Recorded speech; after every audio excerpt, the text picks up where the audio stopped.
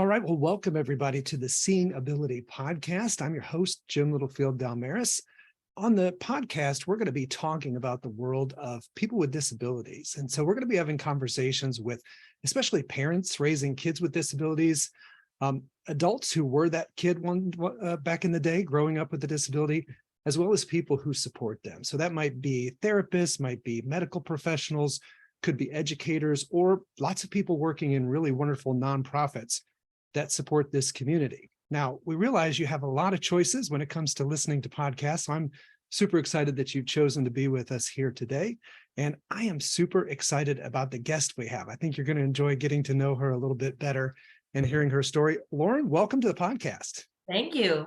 So glad to have you here today. Now, as you know, we talk all about this world of persons with disabilities, but we're all just people. So we do a little thing at the beginning of our show for folks to get to know you, and I call it the Fast Four. Are you ready? Okay. Okay. All right. Number one, what is your favorite junk food? Oh, I like all kinds of sweets, but probably cookies are my favorite. Cookies. Like okay. Oreo cookies. Love There them. you go. Okay. Number two, what is your favorite TV or streaming show? So I am huge on all the streaming. The one I'm watching right now on repeat is the Dallas Cowboy cheerleaders making the team. This goes back to my cheerleading background. But I just love it. It's so interesting just to watch the competitiveness. Yeah. After today, people will know why that's your favorite, right? Yes. All right. And what's a song we would find on your playlist? Number three. Yeah, so I love listening to Christian music. So the big one that I'm listening to right now is Same God. And also hearing my story today, you'll know why. But being a foster mom, I just feel like a lot of times I need that uplifting, like Christian music to just get through the days. Fantastic. And then number four, it is winter right now, a little bit chilly. So, but cold destination or hot, if you could get on a plane free of charge and go anywhere in the world right now, where would you be whisked away to? Oh, the first thing I think of is Hawaii. I've never been to Hawaii, so I'd love to go there. Okay, there you go. Hawaii, we have it. Well, again, welcome to the show. I want to jump into probably a little bit before you and I first met. I think you were maybe a junior in high school, maybe around 16 years old. And probably we met shortly after this incident I want to ask you about. And that is, as you already told the audience, you gave them a little preview that you're a cheerleader by background. Once a cheerleader, always a cheerleader, right? And Exactly. I think you were going to something you probably did for years and years, which was one of those cheerleading competitions, right? Yes. There's a lot of energy. There's a lot of nerves. There's uniforms. I know there's a lot of bows going around, in those things. Yes. And when you go to those competitions, it's not uncommon for you to connect with other squads, and you probably had good friends who are kind of in the world of cheerleading. Yes. But you told me about a particular day where you met sort of a different squad than you're used to meeting on a regular basis. Take us back and tell us about that day, who you met, and kind of what that first impression was like. Yeah, so it was the beginning of the year, much like this. It was cold. I don't remember exactly what month it was, but I know that we were in basketball season. So I think it was early January, February. And I was a competitive cheerleader for 9 years. And so I was a junior in high school, and we were at a competition here in Louisville. And we were the second to last team to reform. I cheered all girl, and I cheered for Bullitt East. So shout out to Bullitt East. And we were, like I said, second to last to perform. And the team behind us was the Firecrackers, who you know and love as well. And so in the hall, we were just standing there waiting to go to warm-ups. And me and a couple of my friends from my cheer team noticed this group of little kids, and there was boys and girls, and they were just so cute and little. We had grown up around, all of us had cheered when we were young, but we had grown up around youth sports as well. We were used to having youth cheerleaders come and cheer with us. So that was not unusual to see little kid teams at these big competitions. But this team was extra special because they had children who were in wheelchairs and children who were using walkers. And that was not unusual for me to be around that world either. My mom is a pediatric physical therapy assistant. And so again, I had been around that world, but we just saw them and we thought, oh my gosh, they're so cute. We want to go talk to them. So of course we asked our coach, like, can we go talk to them? And he's like, yeah, I guess that's fine. And so we went over and we talked to them, and we just sparked this conversation that led us to going to the warm-ups and inviting them to come in with us. So they came in and they watched us, and their eyes got big. And, I don't know that they had ever seen that kind of cheerleading before. But then we watched them, and then we went and competed. And so after we competed, we sat right in the front row. We had learned their cheer during warm-ups. And so we cheered their cheer with them. And so during the awards, which was right after that, we asked our coach again, like, hey, can we go invite them to come cheer a basketball game with us? And he was all about it. He was totally fine with it. So we went over and met who you also know, Julie, one of the PTAs at the Kids Center, and Melinda, who was with her, helping her. And we asked them, hey, would you guys come and cheer a game with us? And they were like, oh yeah, we would love to. And that's what actually led to us being invited to the walk and roll, Right. which is how I met you all. And so going back to your question, what I thought about them, our initial first thought was, oh, they're just so cute. They're these little cheerleaders and they're cheering behind us. But they were different. They had something unique about them, which is that they were doing what we love, cheerleading, but they had extra needs that their coaches were having to accommodate and figure out. But at the end of the day, just like us, they wanted to be a part of a team, and have fun, and of course win. And the Firecrackers are undefeated. They have never been beaten before, which we'll go into a little bit later. But it's just that joy of bringing a smiles to their faces and seeing the smiles that they had, and it really motivated us that day too. Yeah, absolutely. So when you invited them to a home game, we're talking about the big time atmosphere, right? The big gym, Yes. You've got the concession stands, you can smell the popcorn, there's the cheerleaders, there's the announcer overhead, and kind of a big time basketball game, a cheering section, a student section. So Yeah. what was it like when they first came to the first game? Yeah. So the crowd just, of course, ate them up. They are just the cutest kids, and you've seen them before. I say that I only work with cute kids, and so that was definitely true. And I think, again, for us, like, we had been around other little bullets, as we call them out here, youth football leagues and cheerleading teams. And so that was not unusual. But when you're around these children, you see they have struggles, but you don't see their struggles. You see only their smiles and their happiness. And then it brings a happiness to you, because you realize these children are going through some hard things. They're in therapies and they're going to all these medical appointments, and some of them have had surgeries. And so they have casts on their legs and arms and different things. But they were just doing what they loved, which is what we love too. And so the student section cheered for them, and it led to several years, even up until COVID, really, where every year the Firecrackers would come back to a Bullet East game and cheer with them. And then they would cheer on the floor, and the crowd would just cheer with them. And it really just sparked, I think, a unity in the school to show, like, these kids are just kids. And even, teenagers, there are teenagers who have special needs. They don't just magically go away. And so, how can you be more accepting and more understanding that, just like these kids, a teenager with a disability just wants to be a teenager. Yeah. And what kind of effect did you see that having on your teammates there at Bullet East, or the rest of the school, just being a part of this and kind of having this different lens to see the world through? Yeah, I think, like I was just saying, I think it's just that learning of acceptance.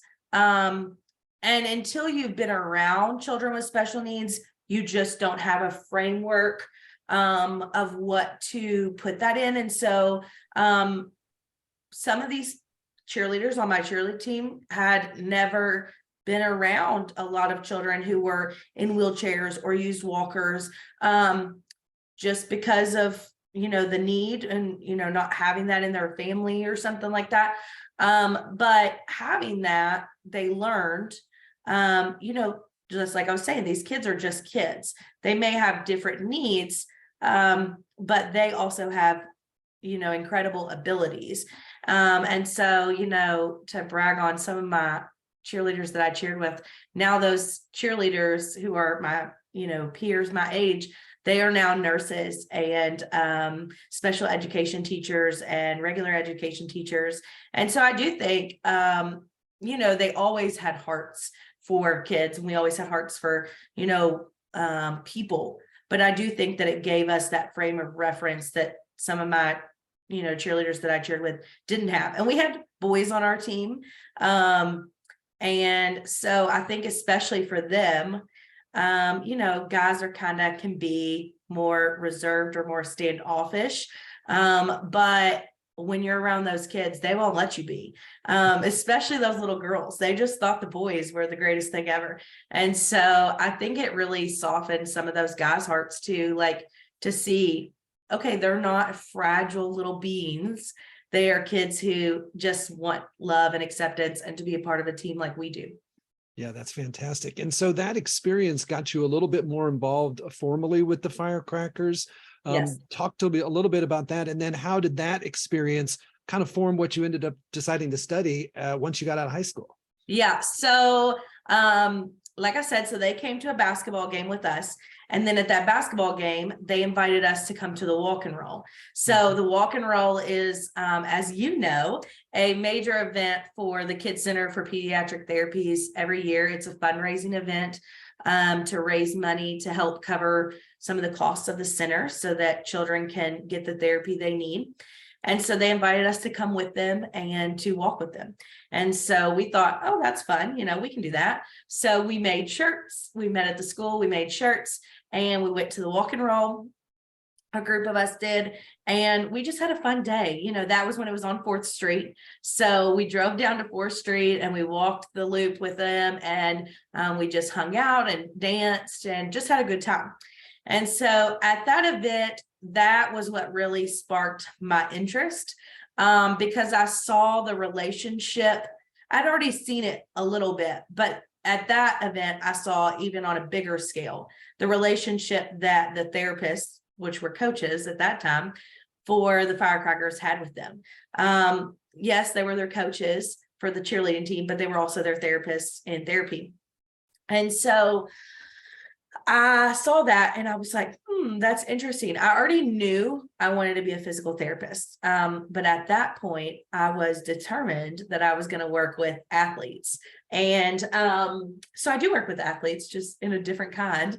And knowing me now, people that I went to grad school with would be like, oh my gosh, no, she would never work in the sports realm. But that's what I thought that I wanted to do. And so for part of my senior project which was just a couple months later, I needed to go and shadow in the career that I wanted to be in. And so I was like, okay, well, I could go and have a fun day with the Firecrackers and just shadow at the Kids Center.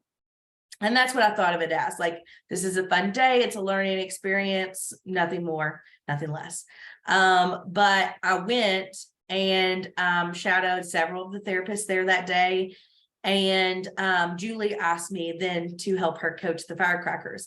And that was what really transformed my life, because meeting them, getting to know their families, getting to see them in therapy, not just as the Firecrackers, but also the hard work that they had to put into doing the things that they did, sitting up in their wheelchair, walking, holding their arms up. Those things were hard for them.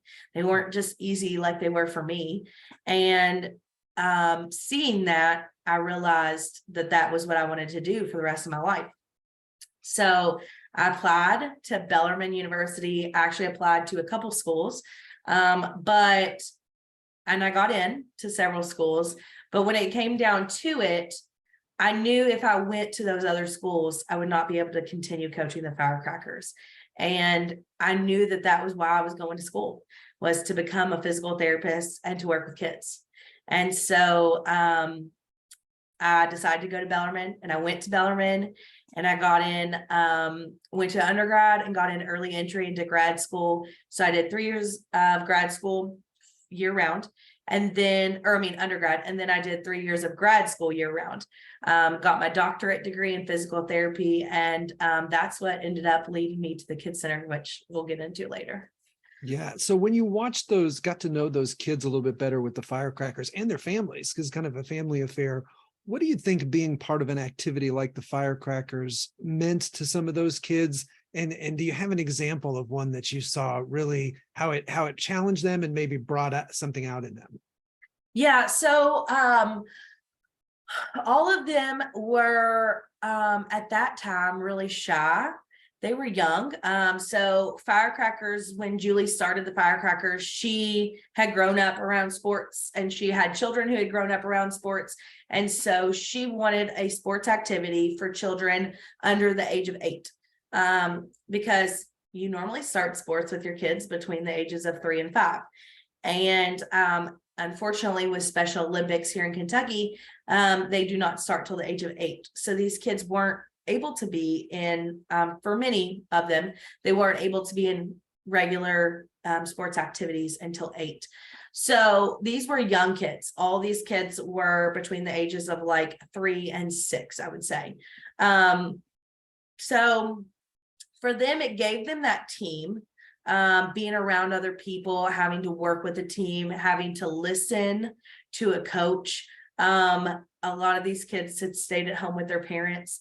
They didn't go to preschool yet, or maybe they were just starting. And so it gave them that opportunity to learn that skill of having to listen and give respect to a coach or an authority figure.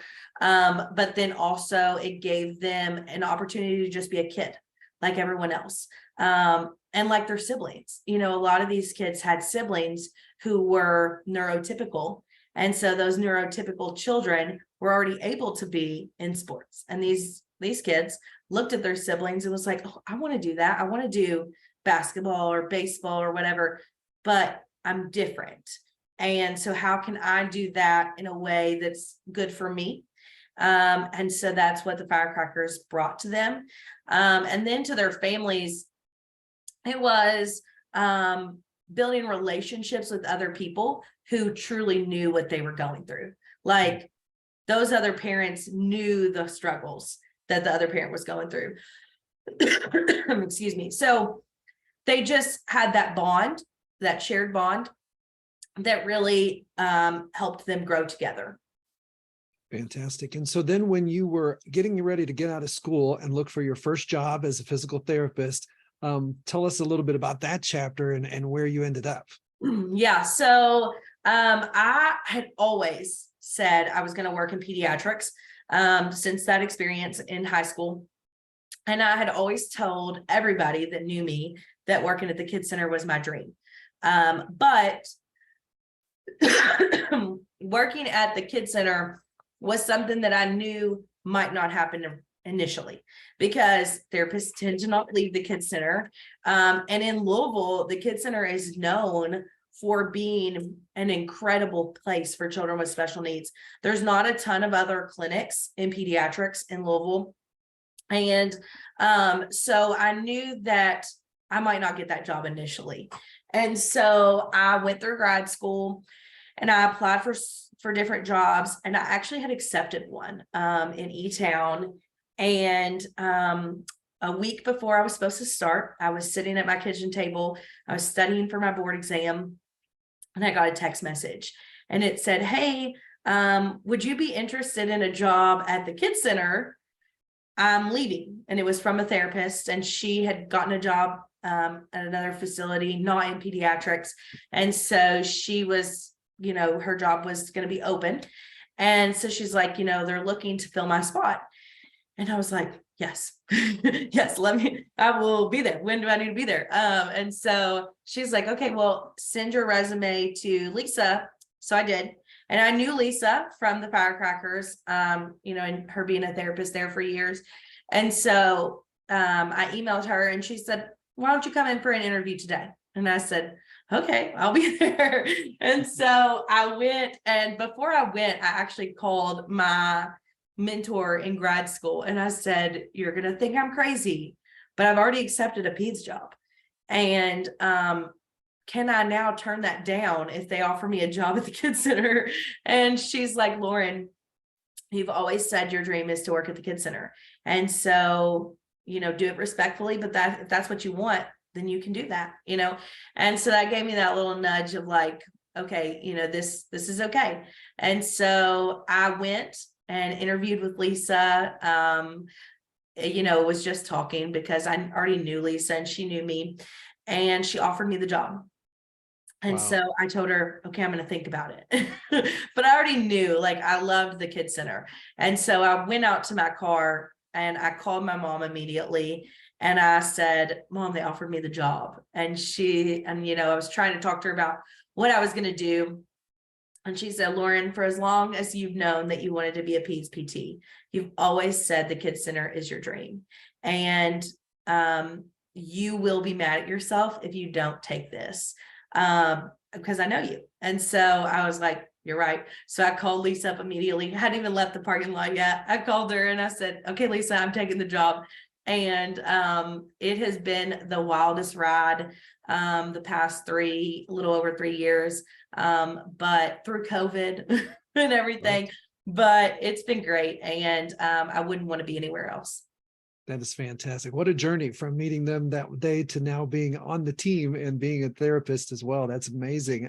Yeah. So as you get to work with these families kind of at a different level now, being a full physical therapist and kind of seeing their world week to week, for you, I mean, I'm sure there's a lot of things, but what are a few of the things that you love most about the impact you're able to make in that job?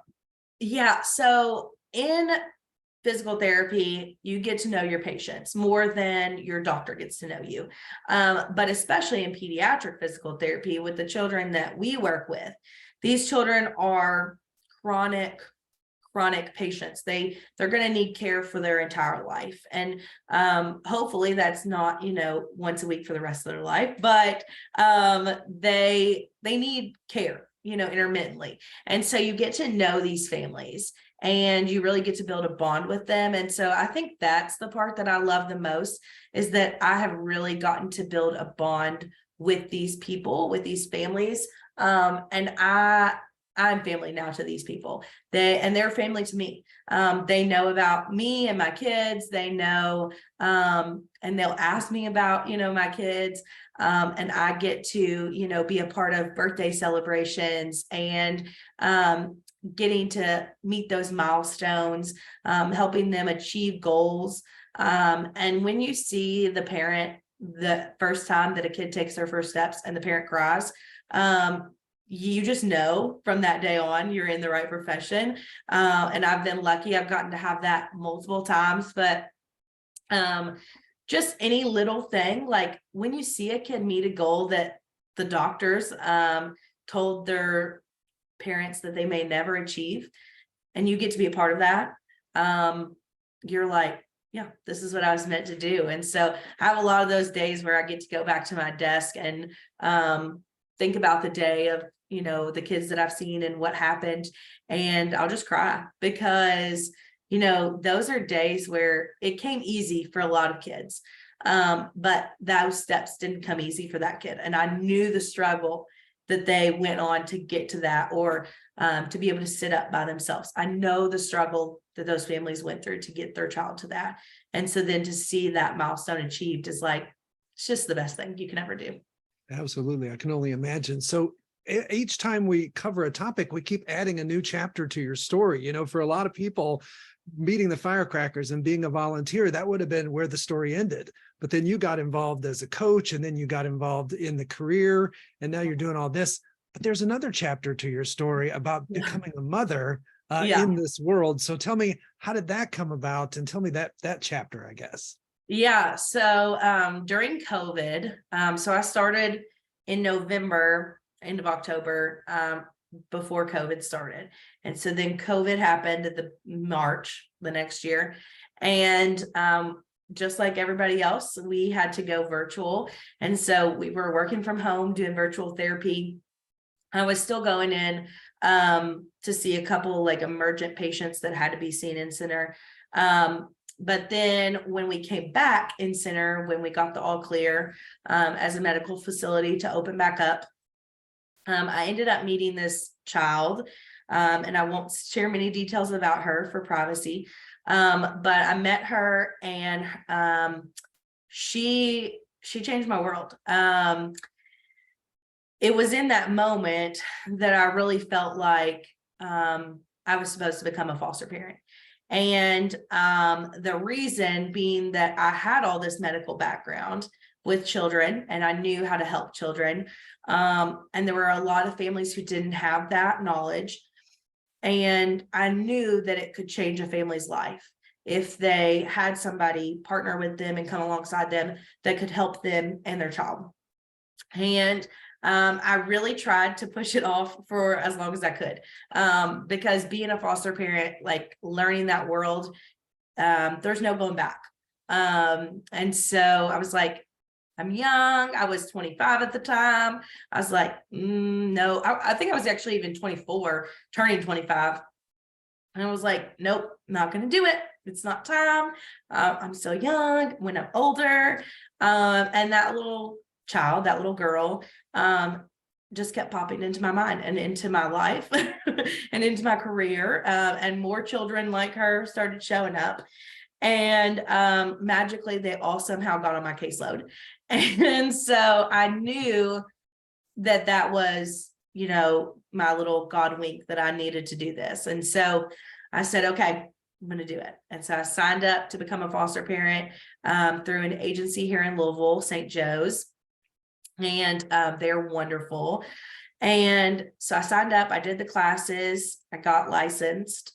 And then I knew immediately that I was going to specifically open my home to children with medical needs, because many people can take a child who's typical into their home, but very few people are willing to take a child into their home that has medical needs because, like I said, they just don't have the knowledge. I've been around it. I knew it. I lived it in that realm of being a therapist. And so I was like, I'm okay with that. So I became a medically complex foster home. And one day I got an email that led to a phone call for a little girl who had was in the hospital at that time. And again, for privacy, I won't share much of her story, but she was in the hospital and she needed a medically complex foster home. But the caveat was that she also had a brother, and he was 7. Well, at that time he was 5. He's now 7. And so they said, would you be willing to take them both? And I said, yes.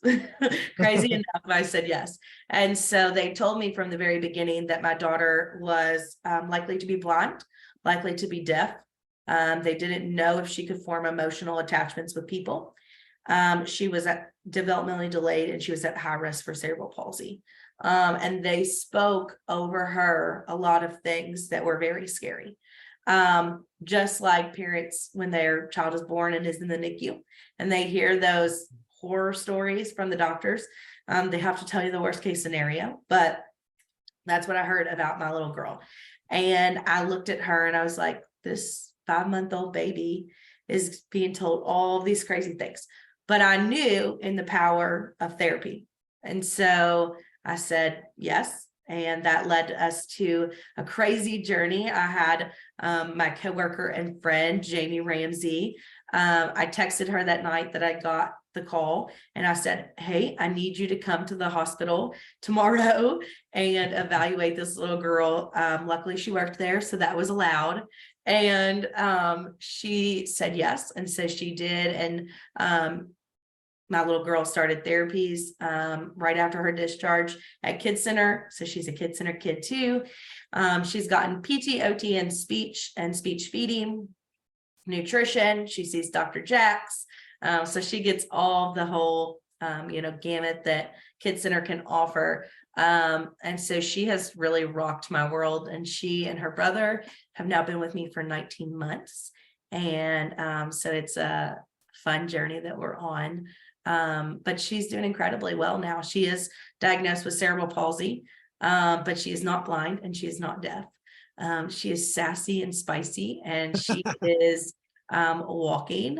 And her doctors will go to doctor's appointments, and people who met her 19 months ago will walk in the room and be like, this is not the same child that I met 19 months ago at her, when they first met her. And so that is like that pat on my back. And like, it's also that her neurologist said this week, it shows the power of therapy. And, she is in and of herself, her story just goes to prove what early intervention can do for a kid.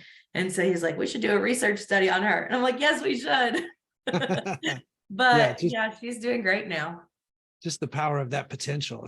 That's amazing. Like I Yeah. said, you've got so many chapters of this story. I'm going to have to mark this date and have you back, I think, in a couple of years, because I can't imagine what you're going to do between now and then. This is amazing. So let me ask you this. You had been, like you said, knowing your mom growing up. I think you told me once you had a relative with a disability. So you're kind of familiar with this. Then you got involved with the firecrackers. Then you're a therapist. You kind of have the front row seat to this world, but it's different when you cross over to the other side and you become that parent. Yes. And it's not been a super long time, not 15 years. So you said 19 months, but what is this switch in chairs, if you will? What have you learned about yourself in this process? Oh, yeah. So I think, when you and I spoke before, I talked a lot about that this has really changed the way I treat as a physical therapist, having this background of being a mom to a child with special needs. But I think a big part of that is it's taught me compassion in a new way. Like I've always been compassionate. I always loved kids. And I had grown up with a cousin who has special needs. So I'd seen some of that world. But when you're a mom yourself, the struggles. And so there are good days and there are bad days.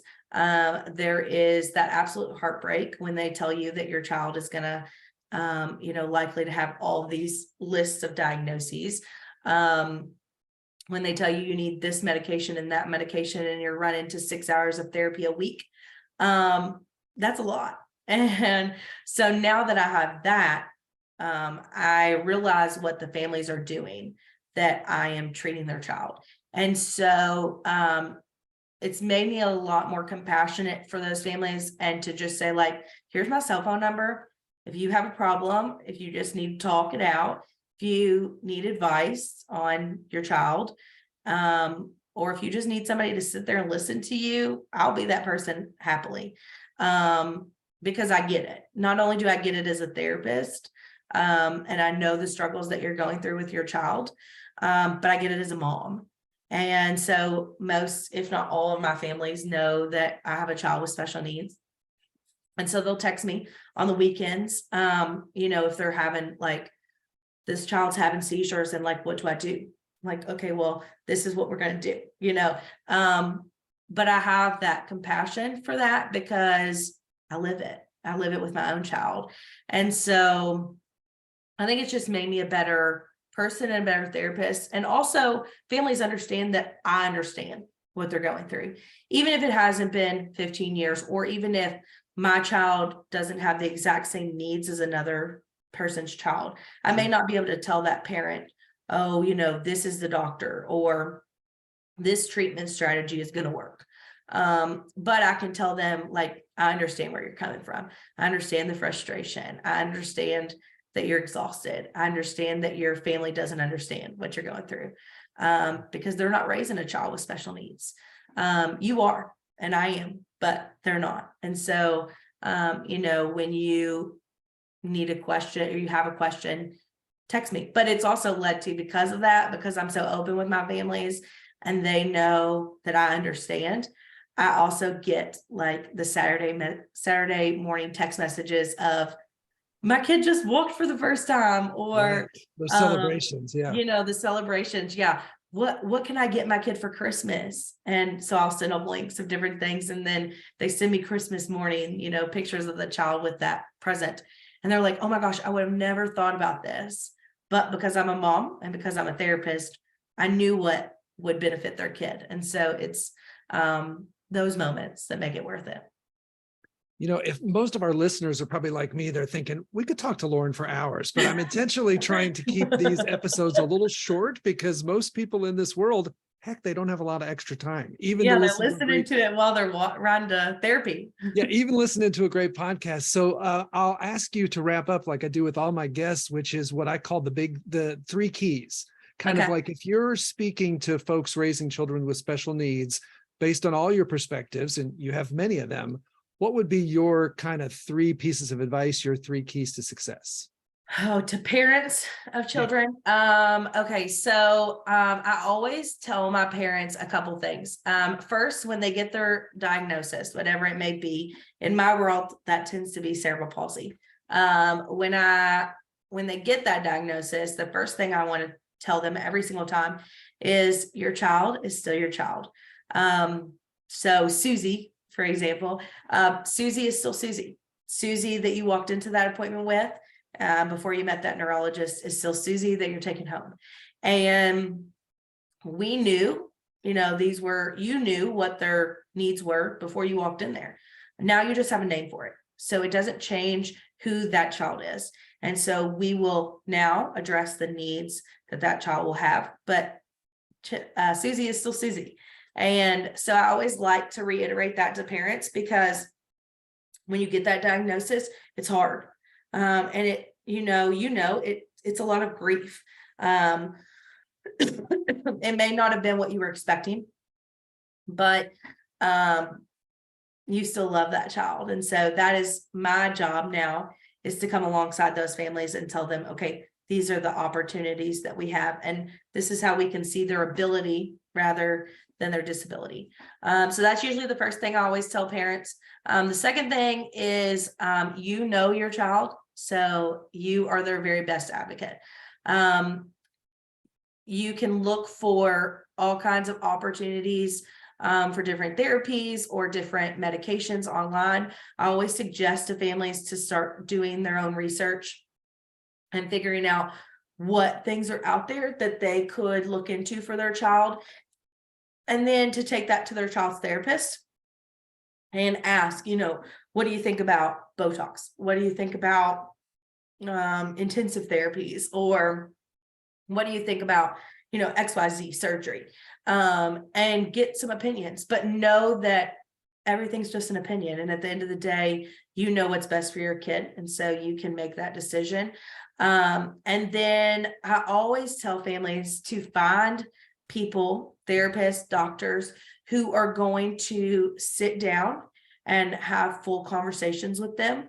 Because I think that that's a huge thing in the medical field. If you don't have a therapist or a doctor who is willing to take a seat when they're in your room with you and talk to you about what your concerns are, then they might not be the doctor for you. And so I always try to ask all of my families, and this is something that I've done now because I'm a mom, and so I understand the importance of it. And I will say that I was not always the greatest at it before being a mom, but sitting down and saying, okay, what are your goals for your kid? And if you don't have a therapist that's asking you that, then tell them, like, these are my goals. This is what I want to work on, because I can make up a billion goals for any child, but if it's not something that's important to the family, then it's not going to matter. And just the same with doctors. If you need a doctor who will sit down and have conversations with you about your concerns, because these doctors are smart. They know all the things out there. And so if you have that opportunity to sit down and have a conversation with them, and you can say, okay, today I'm really struggling with Susie's behaviors. What options are there out there? Then that doctor who's sitting there across from you can say, okay, well, here's some options. We can do this medication or this therapy, or look at this, or what about this? And that is so important. So I always tell parents to find those doctors, and don't stop until you do. There are thousands of doctors out there, and we know some great ones, but find the doctor that's going to work for you and your child. And that may be different for everybody, and that's okay. But those are probably my three key things. Fantastic. Well, I just have to say, first of all, we've got to thank your mom for the job she did raising you. And then we have to thank whoever put the schedule together that day for that competition that put you next to the firecrackers. Because I'm kind of thinking that wasn't by accident. No, it was totally a God thing. I think every day how blessed I am to have the career that I have. I would not want it any other way. And I have had so many opportunities to meet so many families, and to help so many kids because of the firecrackers.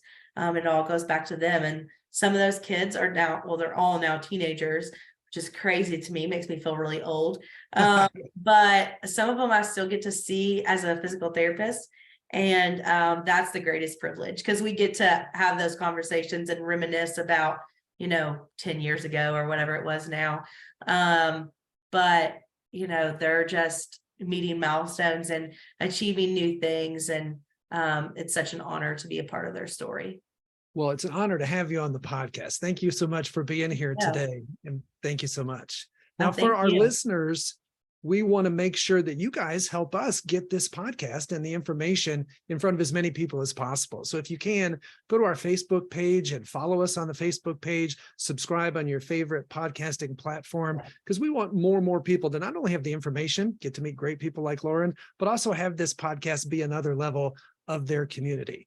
And also, if you know great people like Lauren or others, we would love ideas for future guests. Just contact me on the Facebook page. Again, thank you guys so much for spending time with us today. We know you have a lot of choices, and we'll see you next time.